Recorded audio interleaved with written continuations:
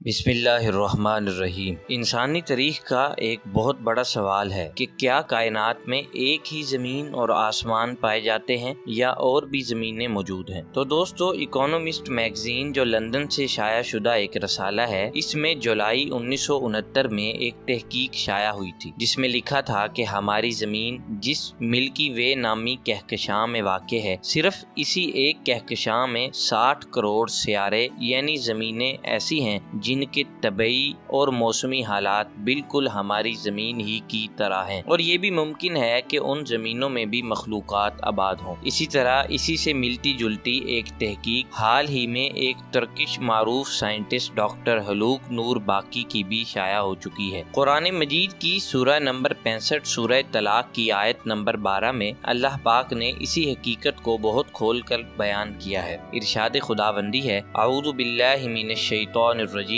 بسم اللہ الرحمن الرحیم، اللہ الذی خلق 7 سماوات ومن الارض مثلہن۔ ترجمہ: اللہ ہی وہ ذات ہے جس نے 7 آسمان بنائے اور اسی طرح 7 زمینیں بھی بنائیں۔ قرآن مجید کے اس ارشاد مبارک سے ظاہر ہوتا ہے کہ ہماری آنکھیں جس آسمان کو دیکھ رہی ہیں، بالکل اسی طرح کے 7 آسمان، اور ہم جس زمین پر چل پھر رہے ہیں، بالکل اسی طرح کی 7 زمینیں اس کائنات میں موجود ہیں، جو ہماری سوچ یا نظروں سے اگرچہ دور ہیں لیکن حقیقت میں وہ ضرور موجود ہیں۔ بعض لوگ قرآن مجید کی اس آیت کا مطلب یہ سمجھتے ہیں کہ قرآن نے جن 7 زمین و آسمان کی بات کی ہے، اس سے مراد زمین کے گرد و پیش موجود حفاظتی تہیں ہیں، جیسا کہ ٹراپوسفیئر، اسٹریٹوسفیئر، تھرموسفیئر یا اوزون لیئر وغیرہ۔ یہ تمام تہیں وہ ہیں جو زمین کو اگرچہ فضائی خطرات سے بچاتی ہیں، اور انہی تہوں کی وجہ سے زمین پر زندگی کی بقا ہے، لیکن حقیقت یہ ہے کہ ہمیں نظر آنے والے آسمان کے علاوہ 6 اور آسمان اور 6 اور زمینیں بھی موجود ہیں، جس کی تصدیق واقعہ معراج سے بھی ہوتی ہے کہ حضور صلی اللہ علیہ وسلم نے معراج میں پہلے آسمان پر،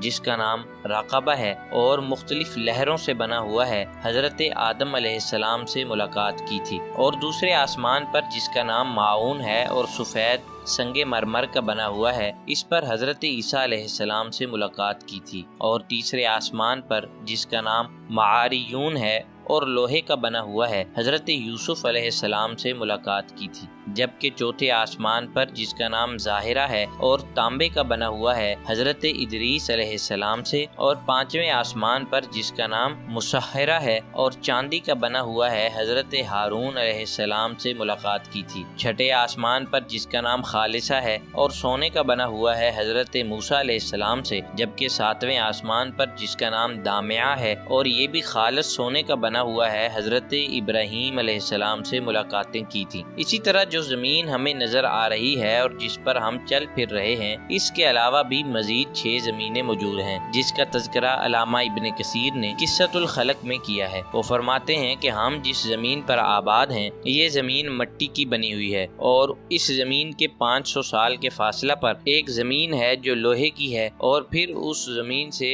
500 سال کے نوری فاصلہ پر ایک زمین ہے جو گندک کی بنی ہوئی ہے، اور پھر اس کے 500 سال کے فاصلہ پر ایک اور زمین ہے جو سونے کی بنی ہوئی ہے۔ اسی طرح 500 کے فاصلہ پر کائنات میں 7 زمینیں موجود ہیں۔ دوسری طرف انسائکلوپیڈیا میں ایک تحقیق یہ بھی شائع ہو چکی ہے کہ آج سے کئی ارب سال قبل جب ایک بڑا ستارہ حرکت کرتے ہوئے سورج کے قریب سے گزر رہا تھا، تو اس ستارے کی کشش کی وجہ سے سورج کا توازن بالکل بگڑ گیا، اور سورج کے جسم سے کچھ گرم مادے جدا ہو گئے، جس سے 9 سیارے وجود میں آئے۔ وہ سیارے آج بھی سورج کے گرد گھوم پھر رہے ہیں، انہیں نظام شمسی کے سیارے کہا جاتا ہے۔ اگر ان سیاروں کی گنتی سورج کی طرف سے کی جائے تو اس میں ہماری زمین تیسرے نمبر پر موجود ہے، اور اس کے بعد 6 سیارے اور بھی ایک ہی قطار میں موجود ہیں۔ عین ممکن ہے کہ قرآن مجید کی بیان کردہ 7 زمینیں یہی 6 سیارے ہوں۔ بہرحال ان تمام باتوں سے ایک بات تو کھل کر بالکل واضح ہو جاتی ہے، جس سے ہمارا ایمان اللہ اور اس کے قرآن پر اور حضور صلی اللہ علیہ وسلم السلام کے فرمانوں پر اور بھی مزید پختہ ہو جاتا ہے کہ قرآن کریم نے کائنات میں زمینوں کے متعلق جو